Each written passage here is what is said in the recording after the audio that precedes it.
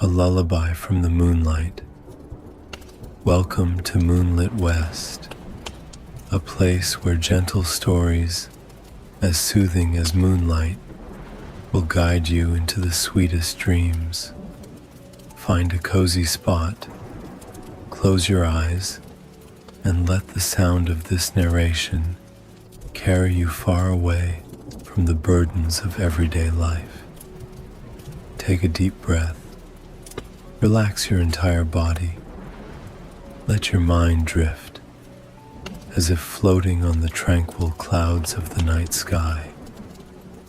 Tonight, we'll embark on a meaningful journey with a little traveler, a simple tale, yet one filled with profound lessons, will gently ease you into a peaceful slumber. If you enjoy these tender, moonlit stories, don't forget to hit the like button, share them with friends, and subscribe to Moonlit West so you won't miss any future adventures. Thank you for joining us, and may you have the sweetest dreams. Chapter 1. The First Encounter. On a small path cutting through vast meadows, a wanderer, happened upon a little boy sitting under the shade of a tree. He wore simple clothes, and his bright face carried a contemplative look. As I stopped to greet him, he looked up at me with eyes as clear as a still lake, eyes both innocent and profoundly wise. "Hello, mister. Where are you headed?" he asked, his voice soft yet curious.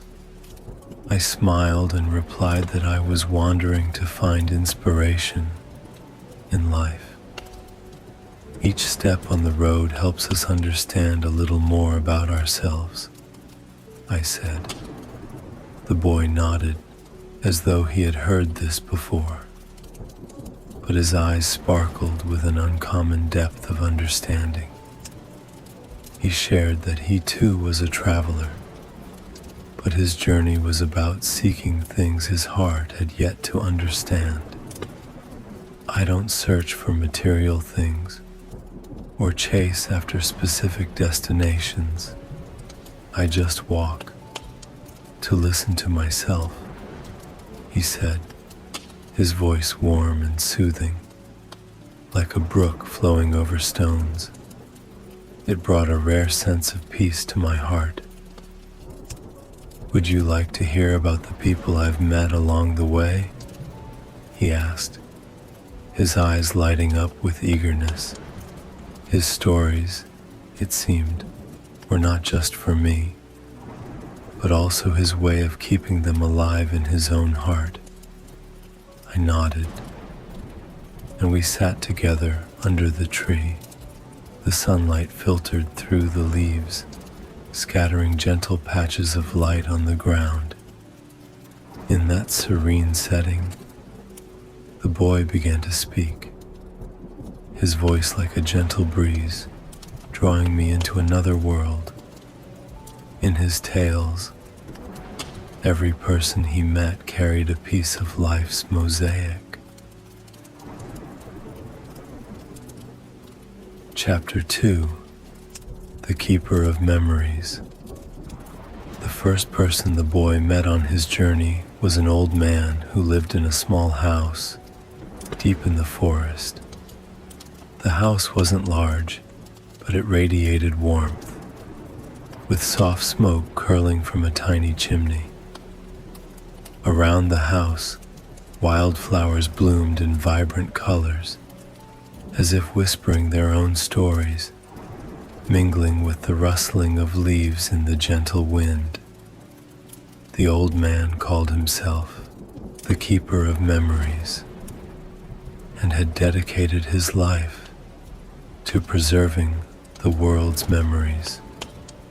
On wooden shelves in his home, hundreds of old journals sat neatly, each holding a fragment of time The warm light from an oil lamp on his desk cast soft shadows on his face, highlighting the deep lines etched into his skin, a map of a long and storied life.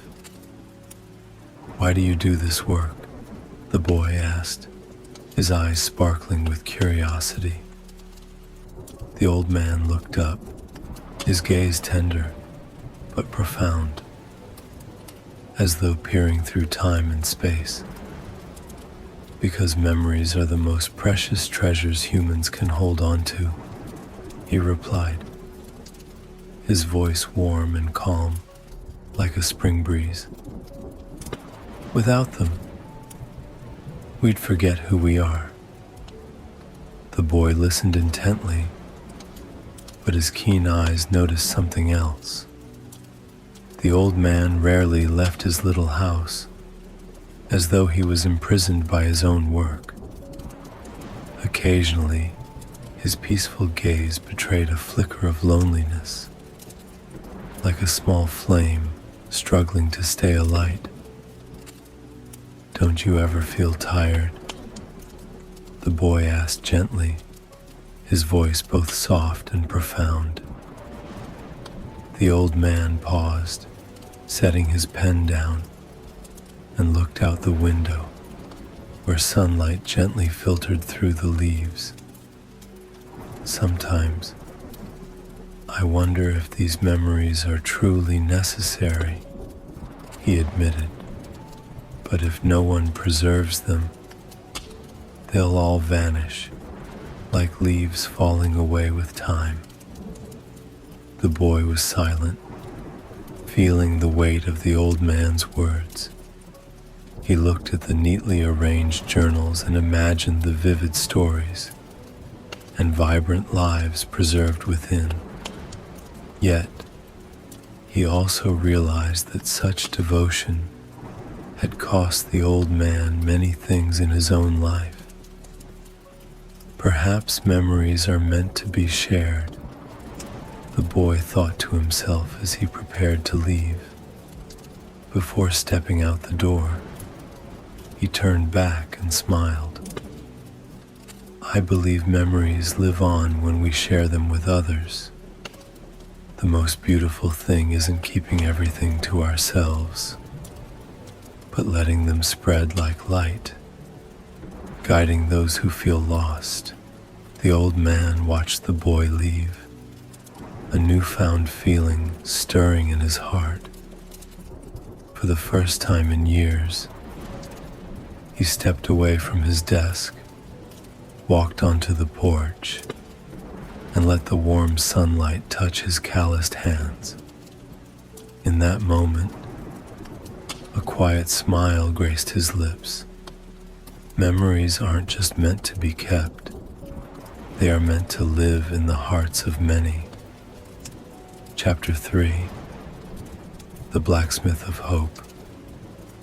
Continuing his journey, the boy came across a blacksmith, tirelessly working by the forge. The blacksmith's hut was simple, but inside, it glowed with the vibrant light of the blazing fire. Sparks flew each time the hammer struck the metal, dancing through the confined space, creating an atmosphere that was both intense and serene.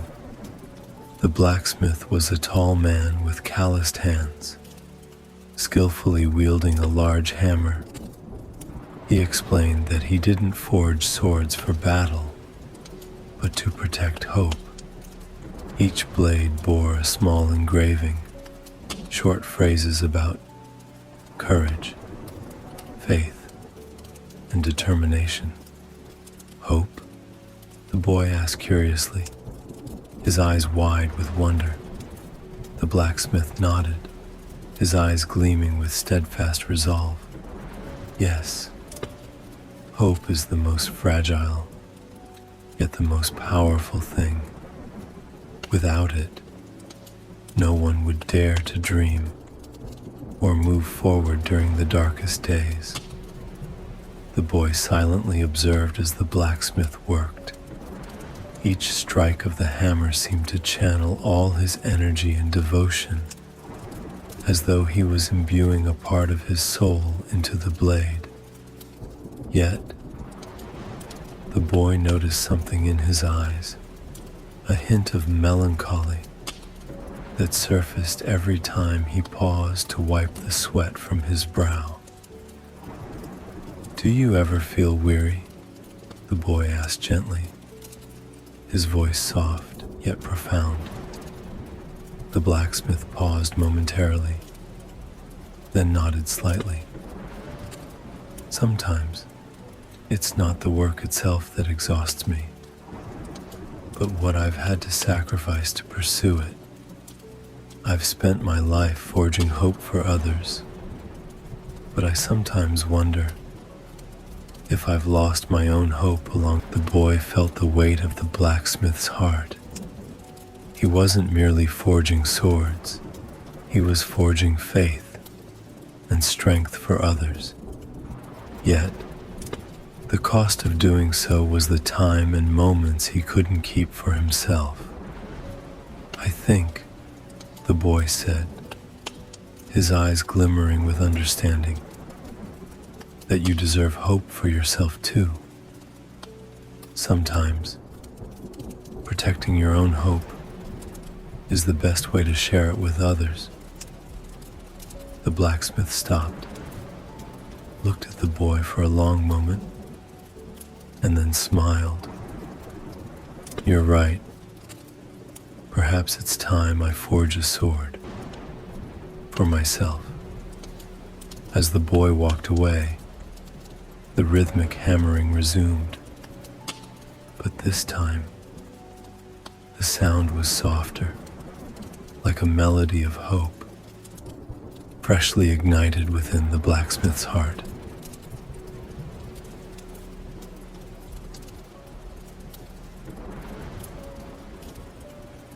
Chapter 4. The Sower of Dreams. Further along his journey, the boy encountered a peculiar farmer. The man walked across vast fields, holding a small pouch filled with seeds. Each of his steps was gentle, yet deliberate, as though he was planting his faith into the earth itself. His weathered pouch, though worn, exuded resilience, much like his spirit. "What will these seeds grow into?" the boy asked curiously, his gaze fixed on the man's meticulous movements. The farmer smiled, his eyes kind yet deep. "They will grow into beautiful dreams, if the sower truly believes in them," he replied. "But sometimes, they also need time and care to fully blossom." The boy quietly watched as the farmer worked. He wasn't in a rush. Every motion carried a sense of reverence and dedication. When he opened his pouch to take a handful of seeds, his hands trembled slightly, not from weakness, but because he knew he was holding the fragile promise of a future. "Aren't you afraid these seeds won't sprout?" the boy asked, his voice a mix of curiosity and concern. The farmer paused and turned to the boy. "Of course. But if we don't plant them, they'll remain mere seeds, never realizing their potential, even if only one grows into a great tree. That alone is a miracle, worth believing in." A profound respect welled up within the boy. The farmer wasn't merely sowing seeds, he was sowing hope. Yet, within his eyes, the boy noticed a faint sadness, as if he had once lost dreams of his own. Will anyone wait long enough to see these dreams bloom? The boy wondered silently, questioning whether the farmer's efforts would ever be fulfilled. The farmer seemed to sense his thoughts. Dreams, especially big ones, take time. Not everyone has the patience, but if just one person stays, that's enough to make it worthwhile. The boy smiled, feeling his heart grow lighter. As they parted, he glanced back to see the farmer, a small figure amid the vast fields, unwavering in his determination, like a loyal companion to the earth and sky.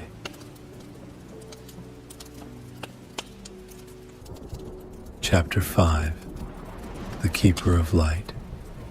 On a windy hilltop, the boy encountered a man carefully lighting small lamps scattered along the path. His silhouette blended with the flickering light, creating a scene both warm and solitary. The man was tall, with narrow shoulders that bore a quiet strength. In his hands, he held a small lantern, its flame dancing as if yearning to escape its glass enclosure. He introduced himself as the Keeper of Light and explained that his task was to protect the light from the strong winds. "Why is the light so important?" the boy asked, his eyes sparkling with curiosity. The man paused, his weathered gaze fixed on the distant horizon, where the sky kissed the earth. "Light brings hope to those lost in darkness," he replied, his voice deep and calm, tinged with a sorrowful wisdom. "Even a small flame can guide an entire world." The boy watched quietly. The small lamps, though simple, radiated a warmth that seemed almost magical each time they were lit. But he also noticed the man's hands trembling slightly, accustomed to bearing the weight of such an immense responsibility.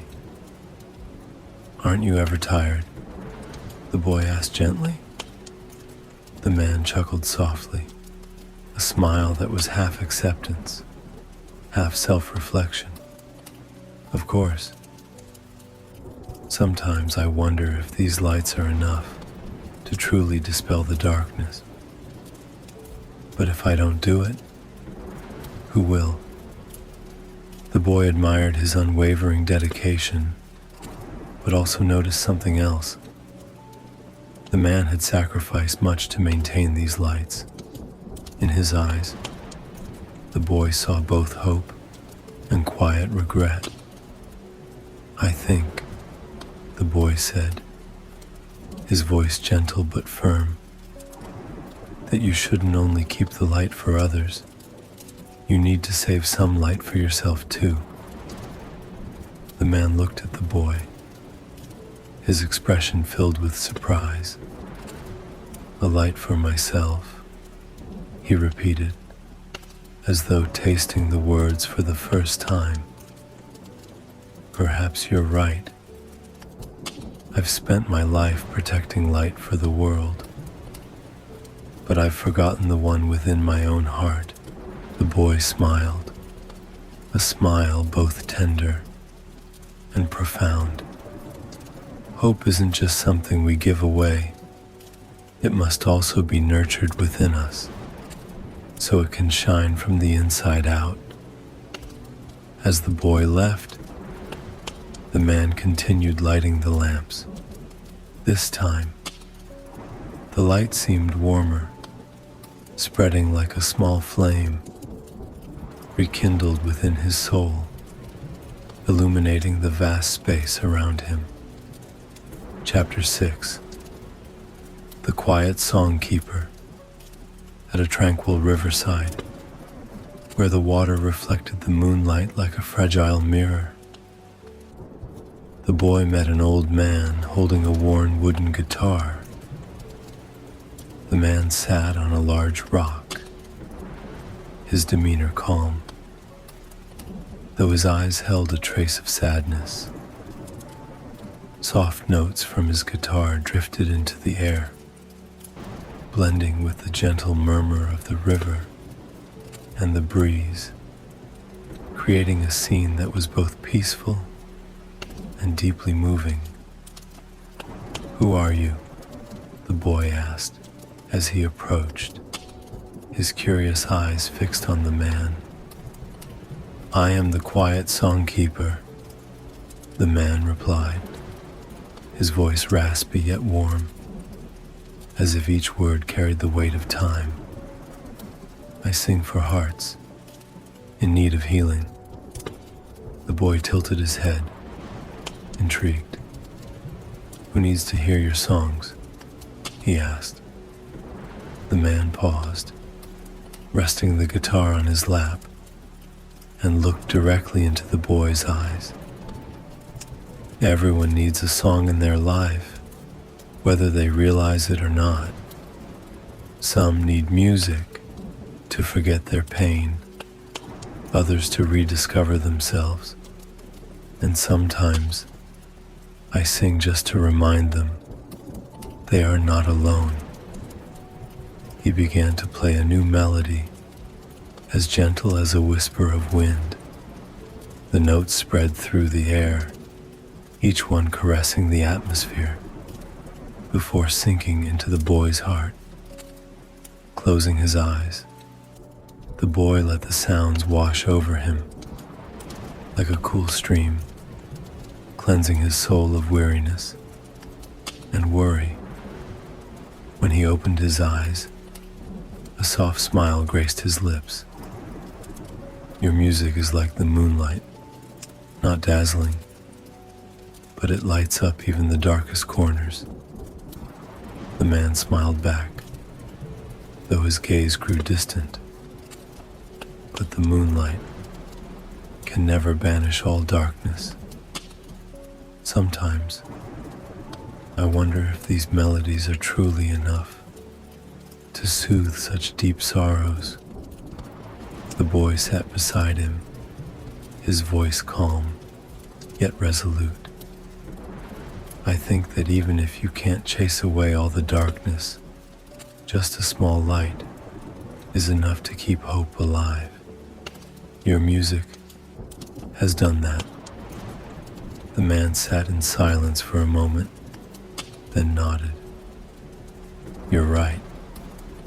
Hope, even as a faint glimmer, can spread further than we imagine." As the boy left, the man's melody lingered behind him, like a quiet blessing sent out into the world. The gentle notes continued to resonate, not only in the air, but also in the boy's heart, like a guiding light.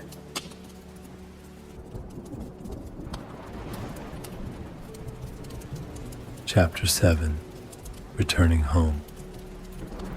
When the boy finished his final story, he looked at me, his eyes shimmering with joy and peace, as if everything he had sought was now clear to him. "You know," he said, his voice soft but brimming with emotion, "every person I met on my journey taught me something. But now, I've come to realize that the most precious lesson is learning to cherish the present." I remained silent, letting his words settle in my heart like a gentle breeze. His gaze no longer held the quiet contemplation of before. Instead, it shone with a brilliance that reminded me of the sunrise illuminating the sky after a long night.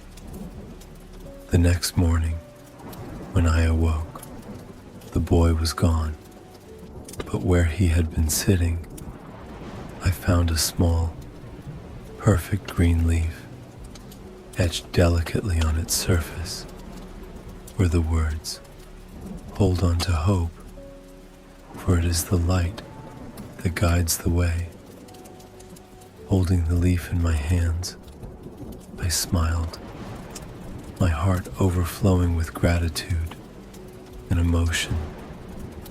From that day forward, whenever I walked along my path, I carried with me the memory of the little traveler who shared with me stories and lessons so invaluable to my search for life's meaning.